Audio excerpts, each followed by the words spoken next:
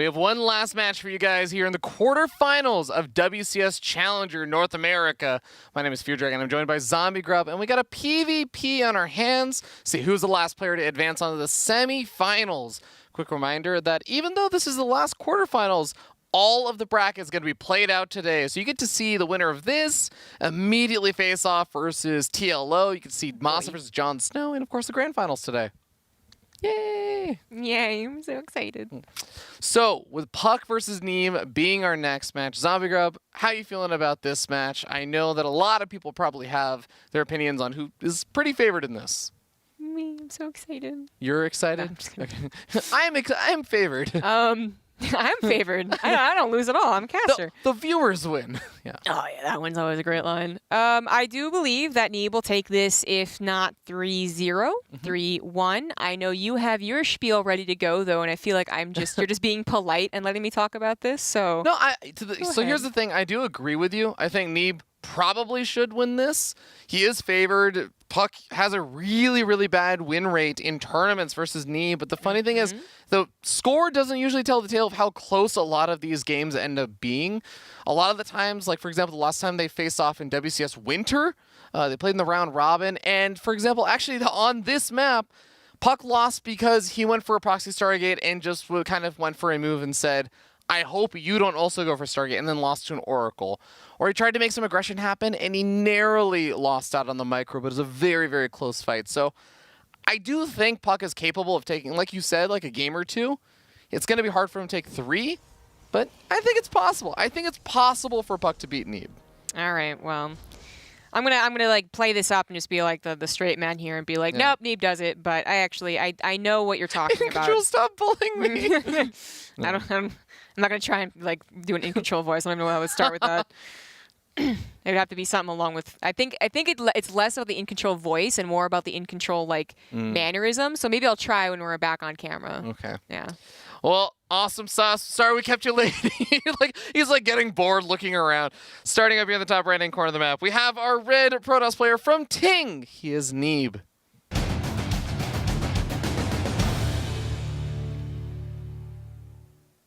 In the bottom left, as the blue Protoss for Roots Gaming, it is puCK.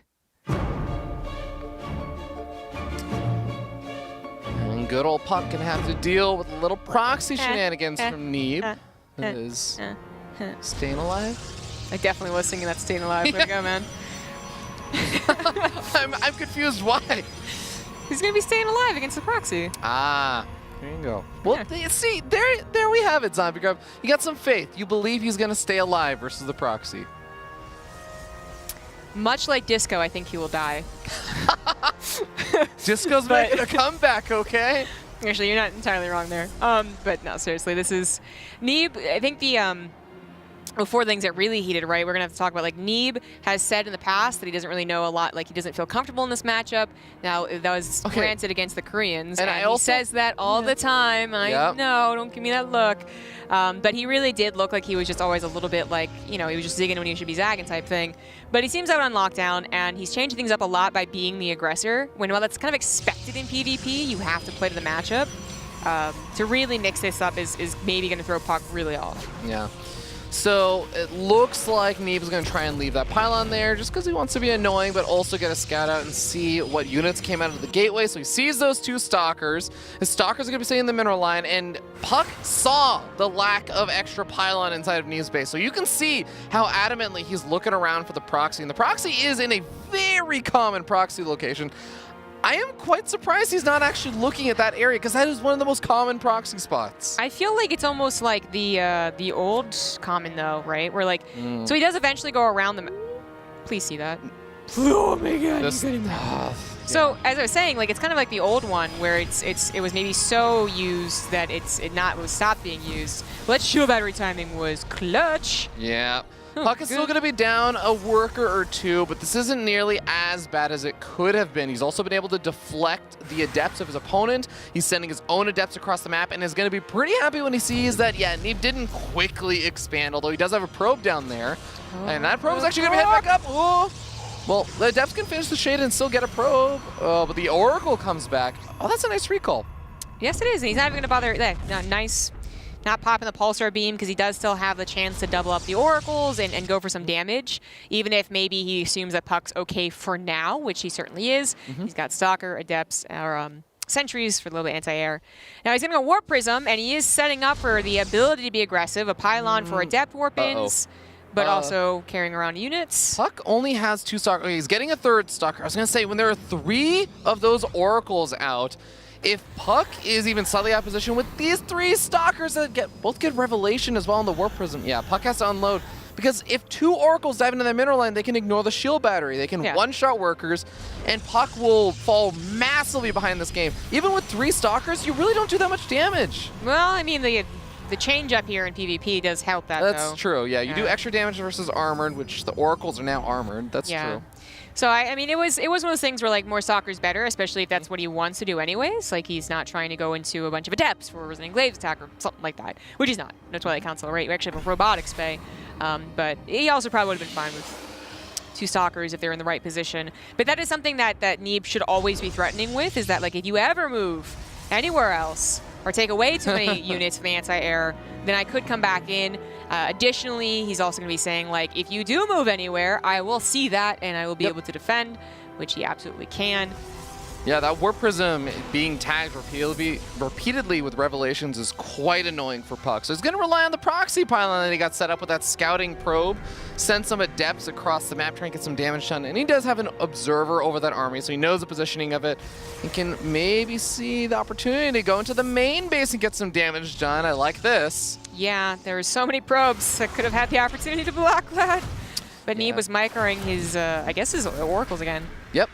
So he loses 5, 6, maybe 7 workers, as the Adepts do have their shade off of cooldown if they want to go back in. Ooh, this is really big damage. He is evening up the worker count, but whoa, okay, Zombie Grub, production tab. That's not a disruptor from that Robotics Bay. It's a Colossus. I'm surprised. You're so surprised, considering it's puCK.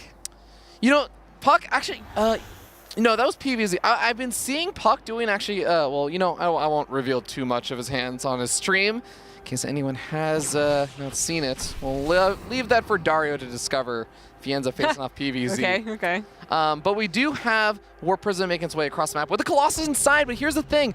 I think the Revelation came down after the Colossus was put in the Warp Prism. So I'm not sure that Neeb actually has seen this yet. Yeah. And by the way, I wasn't trying to be facetious to you. I was actually just like, yeah, I thought you would have brought up that puCK is a weirder player with some odd builds. He is. That's what I was expecting from you. So I was like, you're like, are you pretending here? But no, he's weirder. There's been a couple of the Colossus builds that he has thrown out in his previous WCS games. Sometimes they look, honestly, really lame. Sometimes they look totally genius. So which one's going to be here?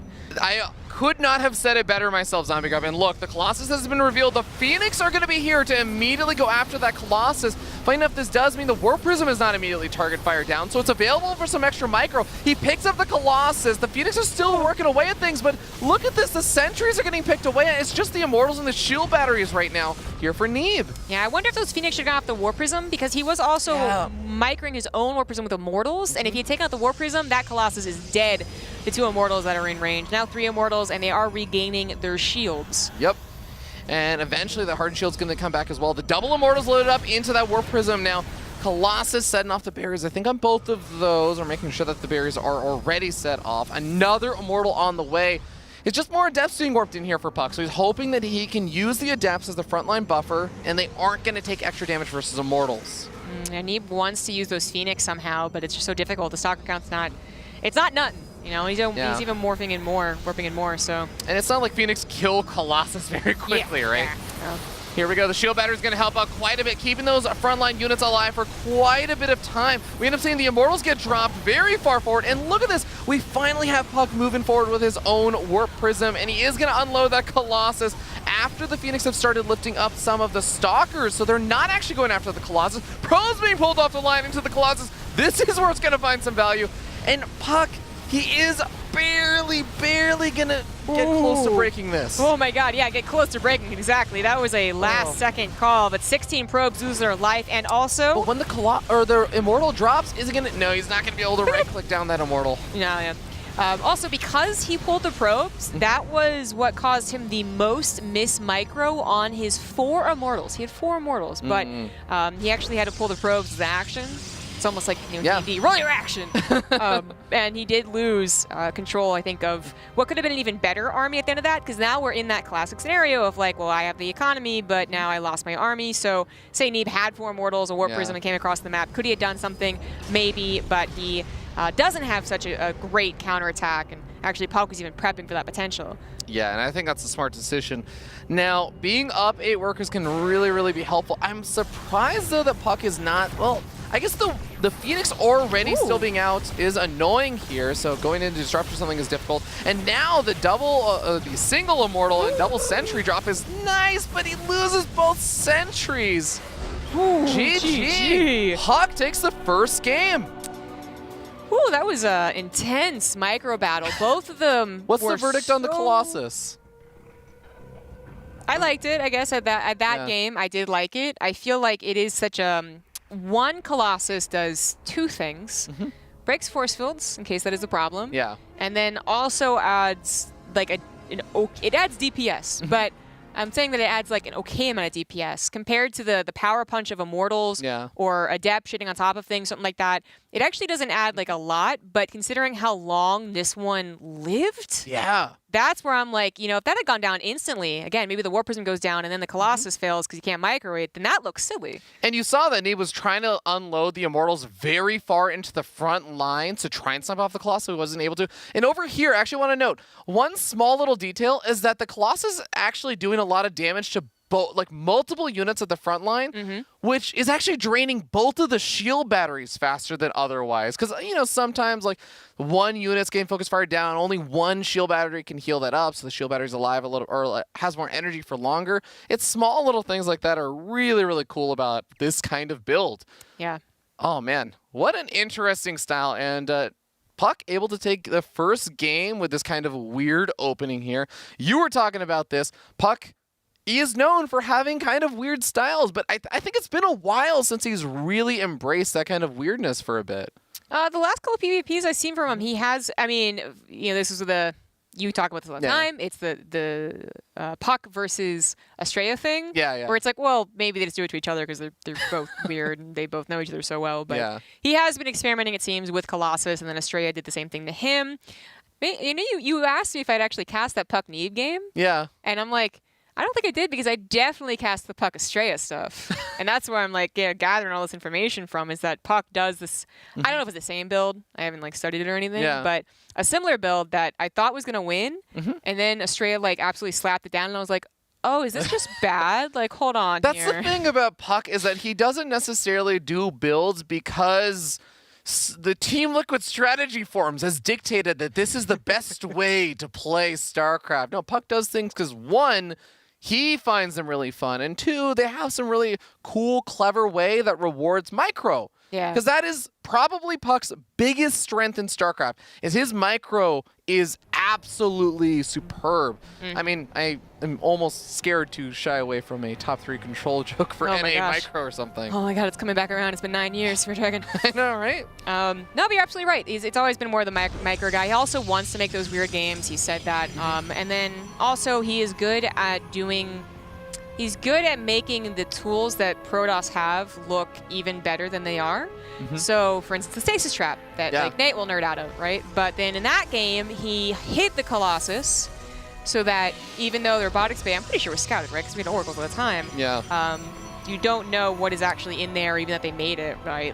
I'm actually curious, if you were Neeb and you did, let's say a revelation came out a little bit earlier, right when the Colossus popped out, you spot that earlier, what adaptations do you make?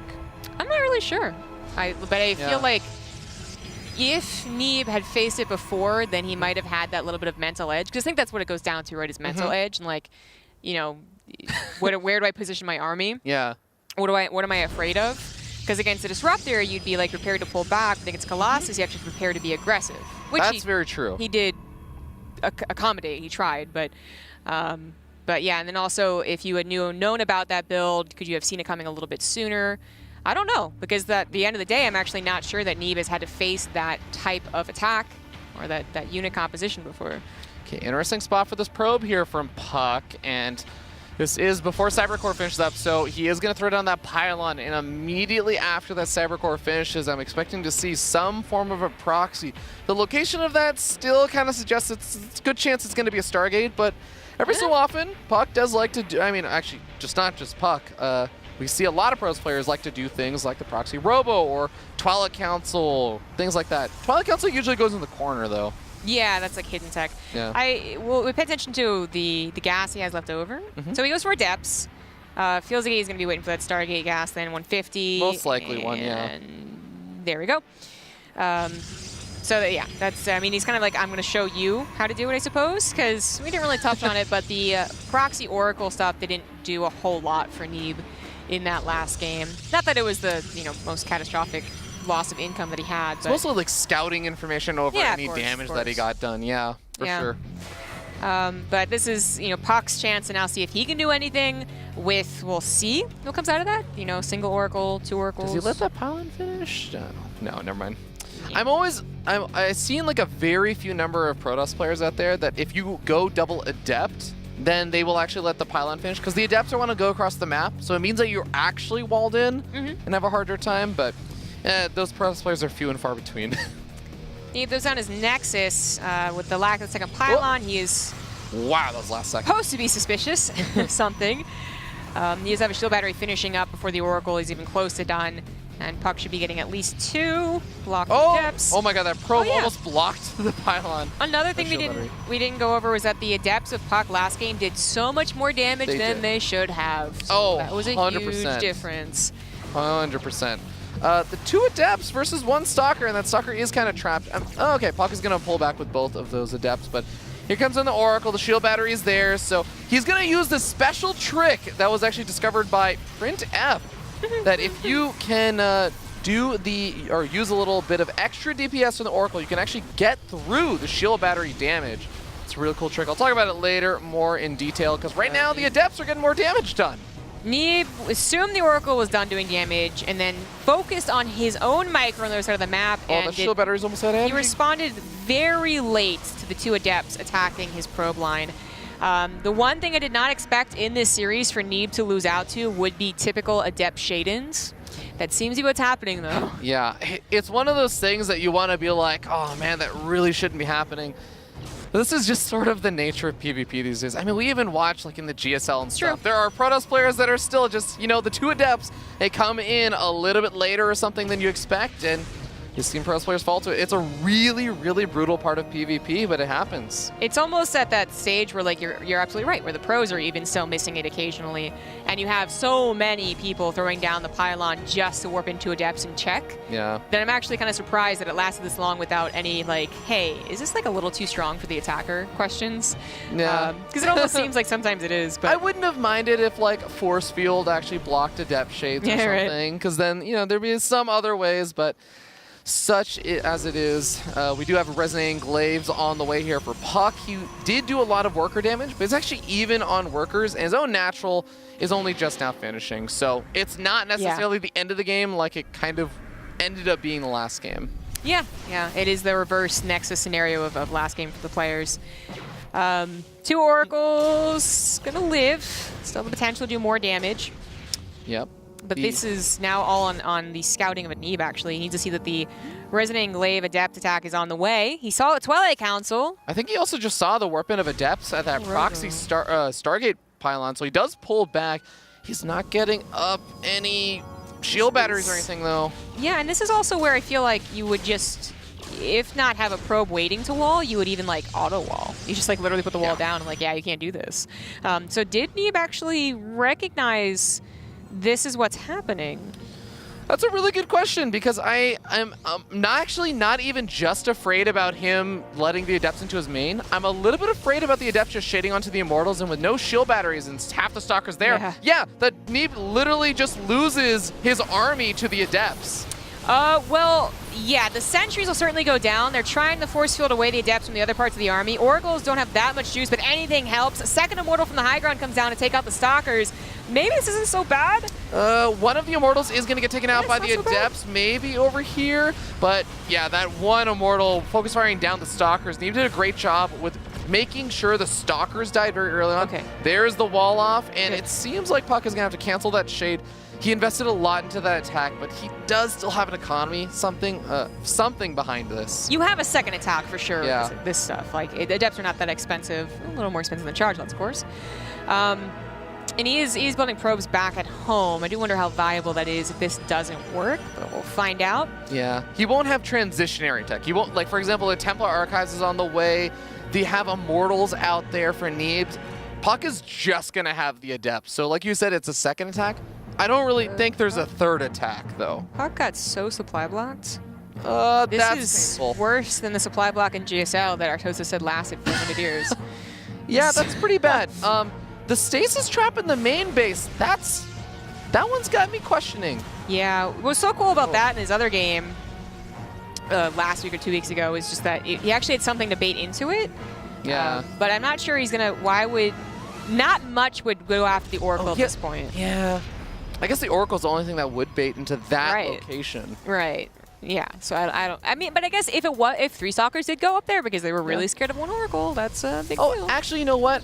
It is the Oracle maybe being able to dive back into the main, and then when the Stalkers chase it, then the Stalkers get caught by the... So it's like covering the Oracle's retreat, I guess? Okay, yeah, sure. So I mean, that it's something. Yeah. It's something. It's so much more is on the Adept attack, right? So we added on more gateways. That supply block was hurtful, but he is spending his money, and that's, what's most important. He has a ton of Adepts, 20 army supply lead, and once again, Neeb does not have extra protection against this. Shield battery is barely not done. Resident Glaives is going to help out a lot. He does manage to take out one of the Immortals over there before the Warp Prism picks it up. And we're starting to see that these Adepts are getting picked off. The Archon does so much damage with those biological Adepts, but 8 workers killed. puCK maintains a 6-worker advantage. Is that really enough, though, with the Robo only now finishing? I want to say no, but Yeah. I mean, for how much like puCK doesn't have for morphing all these Adepts, I'm saying morphing.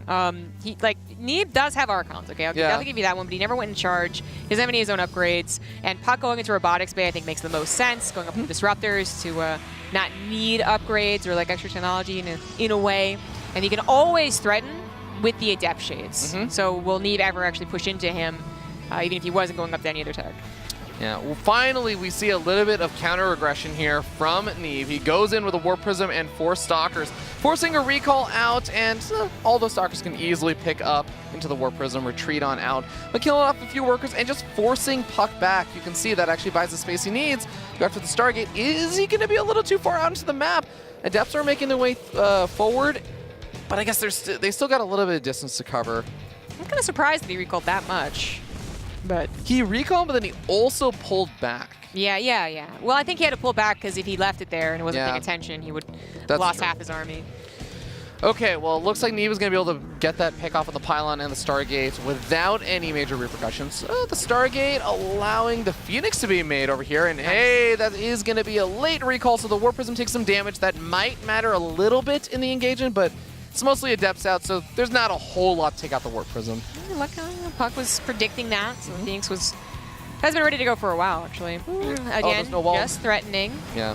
Just threatening. If he lets that finish, either on purpose or an accident, God forbid, and he loses all those Adepts before they can shade back out, he has nothing to guard against the Disruptors, and they will not be enough. But if he saves even half these Adepts with Disruptors, in case Neeb moves across the map, I still have a lot of faith in that. That's a lot. That's a trap. That was a please do that. Yeah. I don't mind the single Adept or something finishing up just to get a full scout of the whole army. Oh, tries to bait the army forward with the Adepts, but Warp Prism provides that high ground vision, and Neeb reacts quickly to the Disruptor shot, which now has to pull back, wait for the charge to come off the cooldown. But because puCK met this army in the middle of the map, that actually gives him more opportunities to try and fire the Disruptor. Yes, yeah, absolutely. And if you were to think that's the only Disruptor and just like move in, then maybe the second Disruptor and almost to a third would surprise you. Got some stasis traps, but they are being seen by an observer. That's just lingering there. This part gets kind of weird for puCK, right? Because he can't really shade onto the army anymore if he feels like there's an opportunity, because he's relying on the Disruptors to get big shots. So this kind of takes away one of the major abilities of the Adepts. We'll see how he's able to use it. The Phoenix is going to be able to try and take care of that Warp Prism in the main base. Disruptor not able to connect. Warp Prism, doesn't pick it up. That's a little bit of a micro trick that I'll talk about later. But the Warp Prism warping in a bunch of Zealots and also the main army taking out the third base is looking really bad for puCK now. Now does Neeb have a better army and the charge is done and he has more Archons. He also is just not letting himself fall into Disruptor shots, which was... Wow, I'm really surprised that worked. Which is what puCK was hoping for. What the entire game hinged on after his Adept didn't kill Neeb. And it's totally possible that the Disruptors got 2 juicy hits. They have not. They're still alive. Two of them are, and he's making a 4th one, actually. And he's about to have Blink too, but he needs to get those hits. And it seems like Neeb is taking this seriously, despite not being hit yet. Yeah, he's trying to ambush this army from the side. He's going to be able to get a Stalker or so. Has another Disruptor. He's going after the Zealots. He's going to be able to get a massive clump of the Zealots. And suddenly puCK is actually up about 15-20 supply. Okay. Well, that's exactly what Neeb was like. You know what? I'm not gonna risk this. He stopped pushing in. Third was a great grab, anyways, and he's going into double Stargate to get the Phoenix. And if he can lift those Disruptors up, then the army on the ground should be able to take out whatever puCK has. Prism moving back into the main base of puCK, so he's gonna start losing some probes over here. Might lose a little bit more if Neeb decides to warp in and just force puCK into a more all-in position. The Disruptor shot is not gonna be able to take care of these Archons. Neeb's going to have 3 Phoenix. All he needs to do is lift the Disruptors. Or if the Warp Prism lifts him too before the shot actually hits, then that's also going to take a big damage potential out of puCK's army. He will grab the third base, actually gets the kill. Okay, there's another shot going out, but the Disruptor does get picked up by the Phoenix, like you were talking about, Zombie Grub. We see the Stalkers for puCK blinking to the far right-hand side. The Adept's going to try and tank at the front line, and the Archons, I mean, they can do a lot of damage there, but there just wasn't that large of an army for Neeb anymore. Well, it was also kind of weird because Neeb let his Zealots... They were the thing that was attacking, right? Everything else was kind of like lagging behind. The Archons have very little range. The Zealots all went up against an Adept wall, like literally, and they did not win Zealots to Adepts. Yeah, all right, Adepts shade toward the main base and just try and draw Neeb back because puCK is saying, yeah, you know what? I am still in control with the fact that I have these Disruptors out. It's kind of causing you a lot of problems over here. So I'm okay with trying to draw this game out and just securing a third base. I am a little bit worried though, because 4 Phoenix versus just the 2 Disruptors, it really does seem like Neeb has a good answer to that. And as this Archon count builds up, well, it becomes hard. So here I think we have a new problem. Maybe the one that puCK was going after this entire time, or he just is really good at thinking on the fly, which we know is true. Yeah. I think the new problem is that Neeb is not mobile. Like, Neeb is going to get him, like, either he's going to get frustrated and make a terrible mistake, move into this again, you know, some weird way, or he's going to get, like, sliced and diced from the Adept Shades and the Blink outs and whatnot, that he eventually throws his hands up in the air, moves forward, but then messes up his control with the Archons or something, right? Yeah, I mean, there's a massive shade going into the natural expansion, and guess what? The entire army was pulled over to the third base. puCK doesn't commit there, but this is definitely going to be a scary proposition for puCK. I like the Dark Shrine from Neeb, because that is going to lose the Disruptor. That definitely hurts for puCK, but going for the Dark Shrine for Neeb means he has a low supply way of putting pressure on puCK, something he has not really been able to do for a lot of this game, besides the small Warp Prism harassment. Yeah, which was finally cleaned up. Yeah. Ooh, this is dangerous. Oh, okay. So he's going to get the snipe off on the third base. He lets the Adept Shade finish. He's not actually going to the middle line. Now he's going. Adept Shade should be off of cooldown soon. He's going to be able to kill a lot of workers here, but he's going to lose most of his Adepts. That was not ideal. And he's going to lose most of them. Yeah. 10 probes go down, and he does save like 8 Adepts there. So with a very large Stalker army, and he is gathering a Disruptor ball again, but that was so much of his army dead. puCK is just going to threaten a base trade, though, because he saw this army moving across the map with the Observer, so he's going to move in over here, and Neeb pulls back! That's exactly what puCK wants right now. Yes, he is. Another canceled third. Well, he killed it first place, then it gets canceled. Neeb's going to see an open opportunity for his Phoenix. So that's kind of the good news. If Disruptors are stopped, you know, they're not being made anymore, then you can now control the skies and control the harassment, but still seeing that the third Nexus is done for puCK is maybe a little concerning because he can't get his own. Yeah. All right, so the Stalkers blink forward and they cancel that base once again. puCK is being so annoying, but the Dark Templars are coming on forward. puCK blinking back with those Stalkers, and the Observer is on the other side of the map. He might need to recall that Observer to start dealing with those DTs. Oh my gosh, he's going to be able to? Something's going to happen. He's going to miss Micro somewhere.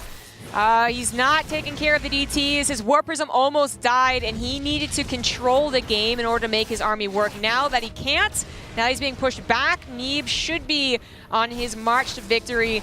Two observers? What? Not being able to be reduced. This is a really finally he recalls the observer, but he doesn't have any units over at this base. Finally, he's going to be able to clean up one of the DTs. But this was the big thing that puCK was relying on this game, is keeping Neeb at home. So suddenly, the moment that puCK has to pull his entire army back, Neeb is on the other side of the map, and he is ready to try and kill his opponent. Yeah, without the mobility, without threatening the run buys, without the ability to micro against the Archons and their limited range, I think Neeb is just going to go for the kill. Do you think, I feel like puCK should just try and base trade it though. Just actually go. Like, don't try and fight this. That is his best option. And then hope a Disruptor Shot gets a good one because it's getting so chaotic. Yeah, I mean, he did manage to get one Disruptor Shot earlier on some of the Immortals, so they are softened up, but the Phoenix come forward. The War Prism takes a lot of damage and keeps the Disruptor alive. It's so funny, though. Like, on the bottom of the ramp in a concave, he was taking on the Archons. Yeah. I don't think it's going to last forever. Snipes off one Archon over here. It gets close to sniping off two more. I mean, remember that as bad as this is right now for puCK, he actually is mining from that third base, something that Neeb is barely doing. The Phoenix are starting to get picked off, but the Disruptor gets picked up, and that is going to go down. Yeah, and the Disruptor shot that went off, they didn't even get anything good. Yeah. It was a little unfortunate there. Oh, War Prism gets focus fired down for a second by puCK, but he doesn't get it. No. puCK is making this look so close. I mean, he really is alpha starring it. Like, seriously, it's not a mass immortal for mana, though. It's like, it was a ton of Archons. I mean, if we can, at some point, if the engagement stop for a second, nice snipe off on the Archon there for puCK. Look at Neeb's natural. He only has 8 workers really fully saturated there. He's mining with 13 at his third, so he isn't really replenishing his supply very much, but he's repowered his gateways. He is actually making some units. I also wonder what would have happened if this was the reverse upgrade, right? Because like if puCK had +1 on all these stalkers and maybe like Another World he gets +2, this could have been enough. But actually walking into the wait, what? Okay. That was really weird. Was that a high ground issue? I think maybe it was a high ground issue there. He did just get out another observer just because he was maybe a bit afraid about the potential for the DTs to cause more problems. But here we go, Pearl's being pulled off the line. This is a desperation move. He's gonna be able to snipe off the Warp Prism, but puCK is down to 9, soon to be even fewer workers, and he isn't even gonna be able to clean up this army. No. GG. GG indeed. He made it close. He made Neeb constantly reevaluate his position. Neeb was appropriately scared to go down that ramp after the first time he tried. He lost, well, not 2 Archons, but they got damaged. I love seeing more players just realizing or threatening the idea of a base trade against a player that just has a better army. Because that's one of my favorite things to see. And I feel like, of course you would say that. Okay. Besides personal agenda in liking base trades and stuff, and that being my primary play style. No, I think it's just really cool because it is that very, very fun dynamic of one player has the army that just would straight up win if they fight head to head, but puCK actually just doesn't let him move out for such a long time. Really, really nice for Neeb to be able to... The Dark Shrine did exactly what it was supposed to. Yeah. It pulled puCK all the way back home. It forced his Observer to recall back, and it threw away the attention span of Neeb. Or sorry, puCK. Yeah, absolutely. Yeah. It also disruptor production. He was trying, because that was another part of the plan, I believe, was to buy so much time that when Neeb was like, I'm done, go across the map, he's not facing 3 or 4 disruptors in a Warp Prism, I suppose. Yeah. He's facing 7 or 8, of which he still only has 4 Phoenix. So that's a math problem right there. Yeah, there was also that one big shade of, I mean, this is one that happened a lot earlier on, all the earlier engagements, but there was one shade later on that puCK committed to in the natural, and he lost all of his, or almost all of his adepts there. He managed to recall a few out. That was another big move that I think puCK, it was a little bit of miscontrol because he shades forward, and it seems like, oh, there's miscontrol for like a second or two, but he pulled his units backwards as if he was sending them home and then sent them back to the middle line. And it's like, actually, that 1 or 2 seconds of difference is the difference between killing like 6 workers and killing like 15 workers. Yeah, to really hone in on that, it was kind of always a bit of a shade. Yeah. Shade. But because it wasn't actually it didn't go deep enough into the economy, right? It was one that was from very far away, so he would have to move in, and time was of the essence. It also was one that he kind of had to finish regardless of his true intentions, because the army was literally on top of them when they were like, and if he had just canceled the shade, a lot of them still would have died. Yeah. And he wanted to buy that time. He wanted to do something. So he was with a very, like, every decision would matter so much more, I think, for the army that puCK was doing, because it was more vulnerable. Yeah. And understandably, eventually he made bad decisions just because it's StarCraft and it's really hard. But I think what was cool about that is exactly what you said. There were definitely some like poor decisions that eventually made, because again, everyone's human in this, but so is Neeb, and puCK was able to find little advantages, not because necessarily he just took a big risk and was like, okay, I hope this gamble works, and it does or it doesn't, and he loses or wins the game. It was puCK constantly testing Neeb, and it's like the 8th or 9th time that he tests Neeb. Neeb falters, and then a big disruptor hit also hits all the zealots or something. And that's what's kind of cool about watching puCK. It's why he's a fun player, is that he doesn't just go like, watching it on stream, he doesn't just go like, you know what, whatever, I'm just going to do this, and then he just taps out after. He's like, you know what, I'm going to try this. And then he uses it to control and mess with his opponent and try and make something kind of valuable from it. So that describes that game right then and there. Yeah. Very fun stuff. But Neeb does ultimately come out there a champion. I do kind of wonder what would have happened, though, if it, like, he had saved those adepts. He had a couple of good disruptor shots. It did come down quite close when all was said and done. Yeah. And that's, you usually say, we don't expect a game like that again, but because we're casting puCK, it almost certainly will come to be like that again. Yeah. I mean, puCK is a very exciting player in the sense that he really does love his disruptors. He loves Blink Stalkers. He loves flashy units. I think I would actually argue he was the flashiest player in NA in the sense that he loves doing that kind of stuff. He's so good. He's very good with his micro and everything, as we saw. Kind of his Blink Stalkers used to be kind of what originally, like back in 2012, that's what he made a name for himself off of. And well, granted, it was Blink Stalkers in like 2-base all-ins. Yeah, I mean, what Protoss didn't Fear Dragon? Okay, there was a beautiful map pool for Blink Stalkers around that time. That is fair. But that's, and I don't want to like, go on the other side and like start hating on the guy or anything, but it's kind of funny because as flashy as he is, no one is like, who's the flashiest player in NA? And they're not like, immediately go to puCK. Well, because there's a meme about NA, I suppose, but then also because he doesn't actually back it up a lot of the times with results, but that's not always true with Challenger. Definitely not true with Challenger. He has been proving that he can challenge the people.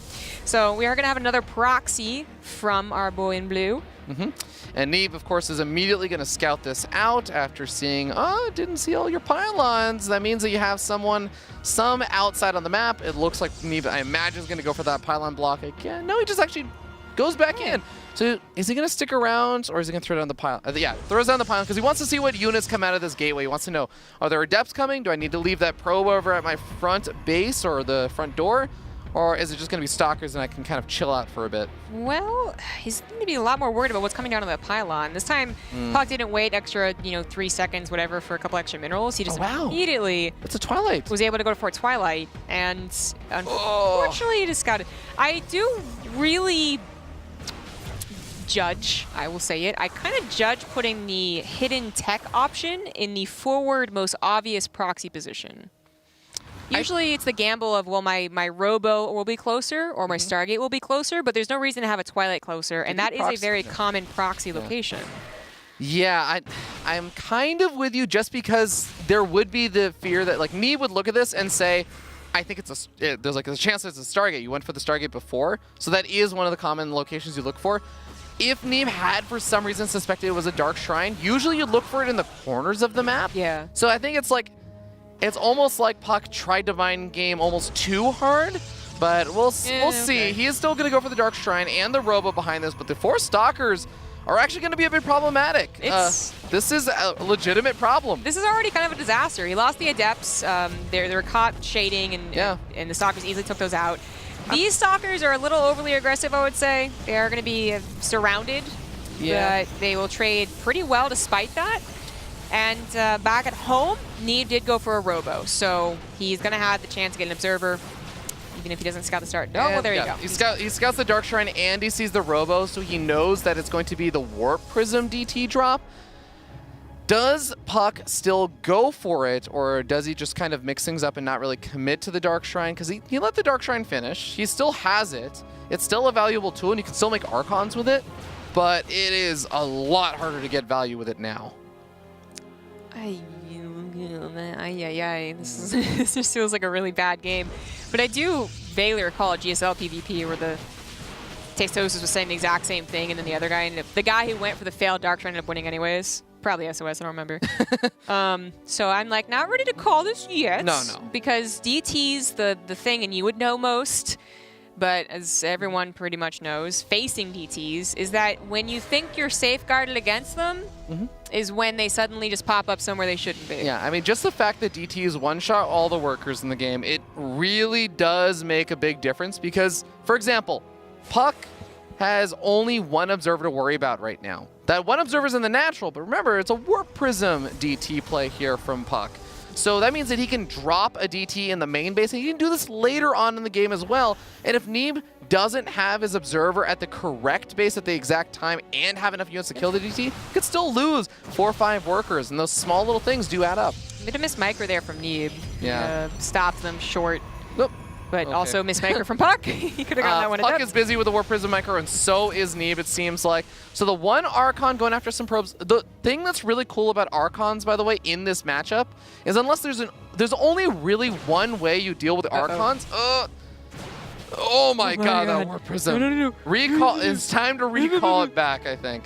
But yeah, the one thing about Archons is that the only way you can really deal with them is you have to throw more supply of units at the Archon to defend than the Archon actually is, because Archons don't take more damage from like Zealots. Actually, they handle Zealots pretty well. Stalkers, you have to micro them or throw a lot of them. But Neeb is just going across the map, and puCK is out of position. That's very, very... it's not even that he was out of position. He didn't actually have many units. It was like half, if not even with the army. Yeah. Like, well, that's just confusing. Well, GG. Neeb takes game number 3. That's what I wanted to say would happen, but yeah.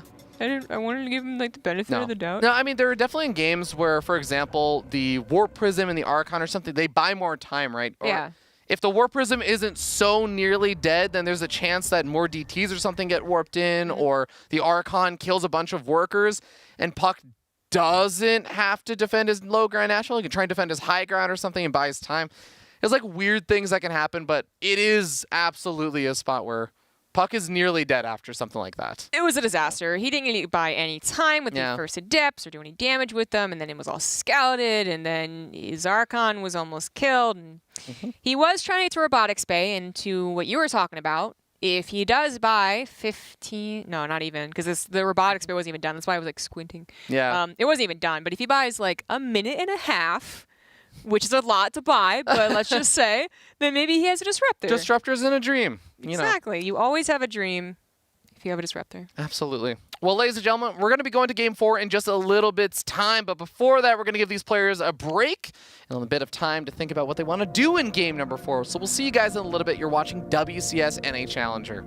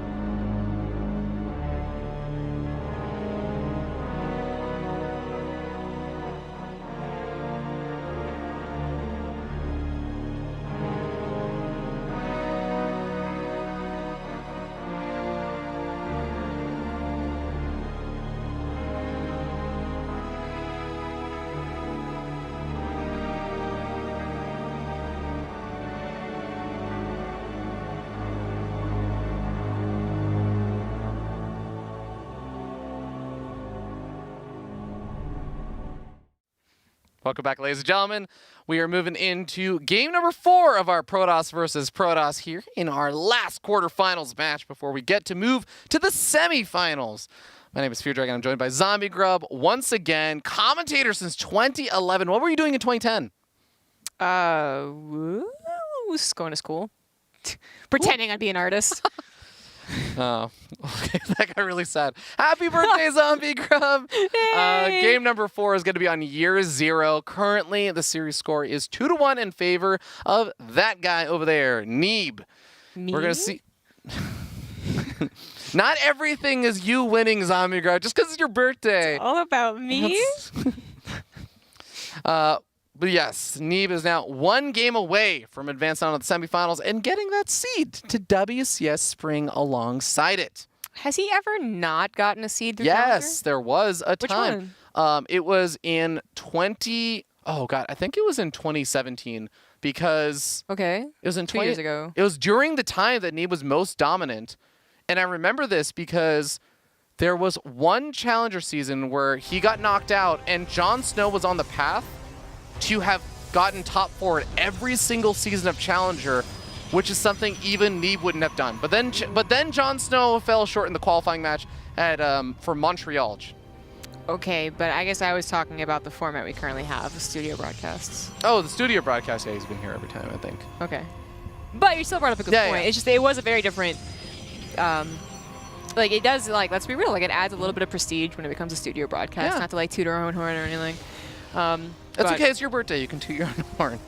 You know, I really, like, I'm not trying to, like, like, demand everything, you know? And like, I'm just, I know, like, I'm but that's what asking the fun normal is. things. I'm like, hey, listen to Spice Girls, and Rose is like, yeah, of course, your birthday. Why And I'm is like, that? oh, okay. Why is that the, like, I'm not trying to, like, demand everything. It's like, I just ask for normal things. I just want to listen to Spice Girls in 2019. I'm not expecting a yes, but people are like, yeah, it's your birthday. And I'm like, this is not bad, but this has never happened before. Usually it's like, you know, like my immediate family will be nice to me. But What are you going to do everyone. next? Oh, I I actually really like this, the pylon and Yeah. the natural, because you have to recall, every single game puCK has done a proxy. Actually, wait, did he? No, he didn't proxy in game number 1. That was No. Neeb proxy game number 1, but he has proxy the last 2 games, so it's going to be on Neeb's mind. And it's just a kind of a general PvP thing to do is to both proxy legit and also fake the proxy. Just put your pylon somewhere else, and then you can even use it as a depth warping point later on. Yeah, the 2 Marus really, Terran players out there really changed the way that people look at the idea of proxying and fake proxying. That's not our fault, okay? Like, Oh, you saw the pylon. we had to do that versus Protoss. We had to. We had no other choice. So he does see the pylon. Yes. Yeah, Robo does come up behind this for puCK, though. So with the Adepts making their way across the map, puCK is going to try and get a bit of scouting information of his own, because guess what? He did not send out a scouting probe. He's really just relying on those Adepts being able to get some information. And Neeb is ready with those Stalkers to try and push those Adepts a little bit further back than they want to go. Okay. So Neeb with the faster Nexus. Be able to take a couple probe losses if it was even going to come down to that. Oh, wow. Just actually shades it all the way back. Yeah, Stalker's like, out of here, and Adept's like, yeah, okay. Well, with that good old Hallucinating Phoenix coming across the map, there's not really going to be a whole lot here for puCK to deny this. He has 2 Stalkers there, but wow. No, the Robo should be still scouting. Yeah. I think at this point, well, I mean, seeing a Robo is obviously great, but you also want to see if there's a 3rd gateway, which I guess to be fair, it might have been proxied, but you don't see a 3rd gateway. Maybe just assume they're going for the Nexus, which is what puCK is doing. Neeb, though, being very cautious. Even without a 3rd gateway, you can still do an attack, right? Yeah. And you still have to be a little bit scared. You don't have your own Robo. You have 2 sentries, which sometimes are perfect, and other times pretty lame. Ooh. So you're getting 2 shield batteries, very, very protective. You also got a Forge very early, which it seems kind of popular on this map from what I call all the PvPs. It's got a very fast +1. Yeah, I'm not too sure why. I mean, +2 is Wait, what did you he really cancel are it? relying on. Oh, he canceled it. Okay. Never mind then. The War Prism is making its way forward, though, with the double Adept, so this is finally going to provide puCK some scouting information. Want to note that... Whoa, did Neeb just F2? He's pulling... I think he just pulled his Hallucinated Phoenix is actually pulling back, which means he's going to delay the scout on the robotics bay. He might want to track the War Prism. It might have been Maybe F2. that was it. Well, I actually don't even know if F2 grabs the hallucinations because I've never. Oh yeah. I don't use unbound F2. Yeah, I don't know. I mean, I was surprised when I learned it pulled back detectors, right? Oh, really? And then, well, I mean, I'm talking like years and years ago. Yeah. I was like, why would it do that? That's not an army piece. Actually, that's the only thing I use it for, is I use it to select my detectors when I can't find them. They literally put a surveillance mode in so that you wouldn't do that. Yeah. So I don't know. This is supposed to be your department. Mine useless specs. That's too useful for me. As we found, Disruptor does finally get spotted by the Hallucinating Phoenix, though. So Neeb does get the scout on this. He now knows what he's going to be facing off against and knows that the first Disruptor is already out. Disruptor drop is coming with Warp Prism speed once again. This is something that we saw to great success from puCK with the Warp Prism speed being able to ferry that the Disruptor around really, really effectively. Man, Neeb is hardcore denying this, though. Like, immediately in the Stargate? I think, you know what? Versus a player like puCK, I don't hate it. puCK is really good at that Warp Prism micro and harassment. But he's going for a Colossus now, and I don't think I've seen him do a macro game with Colossus so far. I'm trying to think. Yeah, that's a good question. What is going to be up with this? So the double sentries. Ooh, gets one sentry, doesn't get the second. Hallucination comes out. Gonna track that Warp Prism now, and like you said, the Stargate does have that Phoenix almost out. So after that Warp Prism gets pushed back by the hallucinated Phoenix, keeps track of it, the real Phoenix is gonna come out, and that is gonna cause some problems now. Which was a surprise. puCK did not realize there's a Stargate building. It's Which one's doing damage, Zombie Girl? It's almost a little, it would be rare to see a Stargate follow this up that quickly too. And it looks like he will be able to get away with the speed boost in the Warp Prism. He now has his own little harassment to deal with. He's like, is that a hallucination? Yeah, right. Is this real? Which one's real? Forge is finishing up for puCK this time, and then Neeb also goes into his own robotics bay, and puCK going for third base. I guess he is going to macro from this point, but no extended thermal lance and no second Colossus. I hesitate to say that it's a Colossus-based macro game, but then Neeb gets his own robotics bay, and I'm like, are we going to go back to 2013? I know, I was like, what if he goes for his own Colossus zombie grub? What's going on? And just imagine they're both picking them up into the Warp Prism and dropping them on a force field and picking them up really quickly. It's just literally there to get rid of force fields. I do know Colossus are making their way back in. It just, like, the amount of time you see it is pretty rare. Nice pickup. Also means he's going to lose the Disruptor, so really nice pickoff. Yeah, because that was the big advantage that I would say puCK really had with this. But now he's moving in with the Colossus. He does have that Warp Prism. The difference between this game and the Automaton game, where puCK was able to make that Colossus push work, is that Neeb didn't take massive amounts of damage versus Adept harassment. And actually, funny enough, I mentioned that puCK is taking that damage, so he's trying to move in over here. Shield batteries and force fields, ladies and gentlemen. An Immortal didn't die. It just didn't. It literally didn't die. There's actually still one shield battery, some energy left over as well, so it's healing up another couple of these Immortals. And puCK is just running out of frontline buffers here for the Immortals. Yeah, kind of going back to the whole Colossus. Oh, no, there's another shot! Whoa, okay. Last second split. Gets the last Phoenix, and there's only one sentry left over, or force field left over, so the Colossus gets picked up into the Warp Prism. It barely survives, but Phoenix? so much of puCK's army has just died. He put one Phoenix. He wants it so bad, but it's going to be a little while. Warp Prism's going to stay alive in the top left. That was a nice defense from Neeb. Takes a very small worker lead, but remember, puCK has that third Nexus, so if he was allowed to go back into production there, puCK he went out. Oh my God, Neeb is pulling back. Neeb is getting up his own third base. He is still gonna push across the map, right? I feel like there's no reason not to poke, because the Warp Prism just showed it's only the Colossus and not like a big old Warpin. Oh! Okay, well, the Colossus and the Warp Prism die. Neeb, if that's not a sign to maybe do something, I don't know what it is. You don't know what is Fear Dragon. I really don't, actually, Zombie Crow. We have double Stargate on the... Okay, puCK is preparing for Stargate transition. God, I love the North American PvP. Yeah. NA is just great. It's just so... I love NA. It's so different. Yeah, that's the thing about NA. People always wonder why I love NA so much. They keep it so fresh. Yeah. Yeah, no, it's that's no. They put the strategy and strategies. I love your choice of the word fresh. You're like, hello, fellow kids.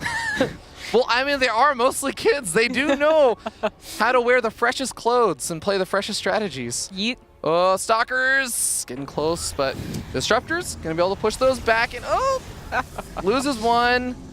Yeah, that was awkward. Yeah. Both have gotten to that saturation of the third, so while Neeb did eventually fall behind since his third was later, it's still pretty close. He has taken a gigantic leap forward in that army supply and is finishing up his own +1, although we're kind of talking Disruptors to Disruptor war now, which is, we got here a weird way, but we got here. Disruptor to Disruptor. Blink should be on the way too, maybe? No, they're both going Phoenix, so I get Blink. I don't know. I don't care. Yeah, I mean, puCK is getting Blink up, which does make sense, but it is also interesting because it's, like you said, there's some Disruptors out for both of these guys, but puCK, I haven't actually seen many Pros players do this where they get up Disruptors and the Phoenix. No, that is very control intensive. Yeah, exactly. I'm just like, well, but and then my feeling is that Blink actually wouldn't be as useful as what Neeb is doing. I think I like what Neeb is doing more, and he also has Archons, by the way. Did Neeb just throw down 2 more Stargates and go into triple Stargate Phoenix production? You mean, yes. So we have an upgrade. What? So we have double Stargate Phoenix production because puCK was like, I'm gonna make Disruptors and Phoenix. Then Neeb says, I'm gonna make triple Stargate Phoenix production and get a weapon upgrade. Does this like ultimately go into Phoenix Wars or something? Like what? No, you don't do that. Stop no. figure out. Just stop trying to predict and just enjoy. Well, I'm gonna predict that I like Neeb's no charge potential composition better with the Archons. I actually think this attack is still really scary. Now there is still a good number of Stalkers here, but they don't have Blink yet, and puCK loses 2 of his Disruptors. That's gonna be pretty brutal. There are still some more Disruptors here for Neeb that are gonna come off a cooldown soon as they're in the Warp Prism. Actually, he's moving back home with the Disruptors. No, he's coming back with the army. Flea Peekin's on the way. Blink is almost done here. And once puCK actually has Blink, he has an opportunity to maybe snipe off either the Warp Prism. Oh boy, who's another Disruptor there? No, he missed the Phoenix pickup. He tried to go for it. Neeb's building so many Phoenix. He's up to, he's gonna have 11 Phoenix and a Flea Peekin. Does he add on, I mean, there's no reason to add on range, right? So you just add on temp, no? I don't know. Well, we're gonna see No, I don't think you add on Tempest. Well, he's gonna be on 4 bases, and he is in that point where like he'll swiftly max out if you're not gonna attack each other. What's in the center of the Phoenix for puCK are in the center of the map. That actually means that when puCK tries to retreat back, Neeb should be able to intercept those Phoenix. He doesn't have to though, like puCK didn't actually play in a Phoenix war, but if he ever tried to, he'd be just totally lost. He's making oracles, right? He just canceled the oracles.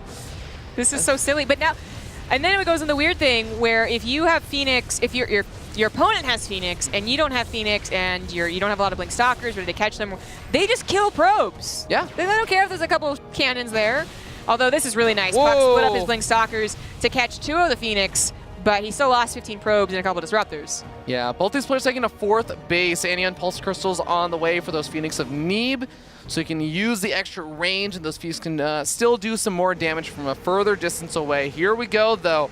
Armies are going to be colliding rather soon, and puCK is poking forward with some Stalkers. He's going to see the army positioning. Observer over here is also going to be able to spot out the exact area. So Disruptors are going to be big here, but Neeb should theoretically be able to handle all the Disruptors by just picking them up. I feel like, yeah, because all I have to do is pick them up, to be clear.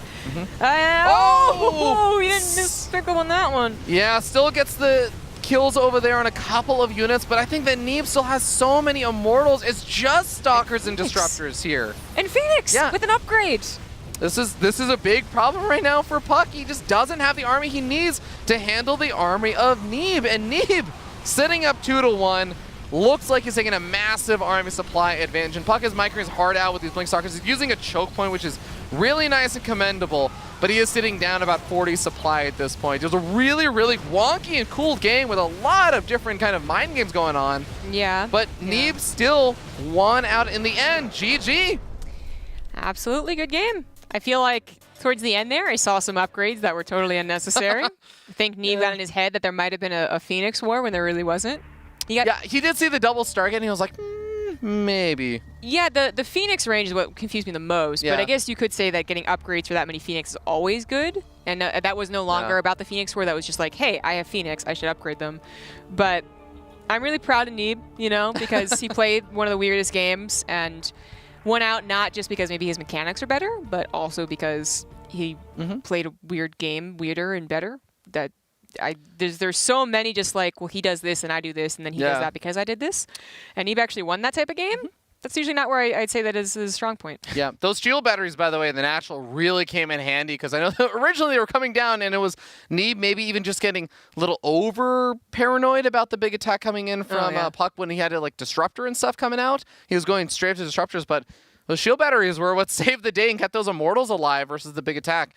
Really, really cool from both Neeb, but also for puCK. I mean, he showed some really cool, interesting, and very different play styles in this matchup, which is a lot of fun. That's what we can always expect from puCK. And if you guys did enjoy it, check out his stream. He does stream quite a bit, puCK on Twitch. Yeah, absolutely. Yeah, definitely.